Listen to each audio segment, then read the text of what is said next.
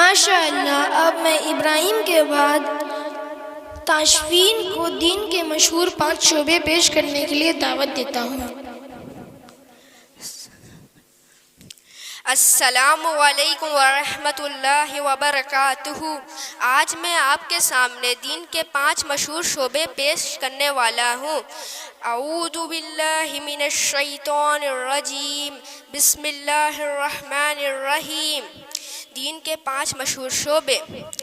اللہ تعالیٰ نے تمام انسانوں کی دنیا کی زندگی اور آخرت یعنی مرنے کے بعد کی زندگی کا معیار دین میں رکھا ہے، اور یہ دین کے 5 مشہور شعبے ہیں۔ نمبر 1 ایمانیات، نمبر 2 عبادیات، نمبر 3 معاملات، نمبر 4 معاشرات، نمبر 5 اخلاقیات۔ اور ان تمام شعبوں میں اللہ کے حکم اور نبی کریم صلی اللہ علیہ وسلم کے راہ میں چلنے کو دین کہتے ہیں۔ نمبر 1 ایمانیات۔ ایمانیات سے مراد 2 چیزیں ہیں جن پر یقین کرنا ضروری ہے، جیسے اللہ ایک ہے اور نبی کریم صلی اللہ علیہ وسلم اللہ کے آخری نبی اور اس کے رسول ہیں، اور جنت، دوزخ، قبر، حشر اور حق سچ ہے۔ نمبر 2 عبادیات۔ عبادیات سے مراد حج، روزہ، نماز، زکوٰۃ وغیرہ ہے۔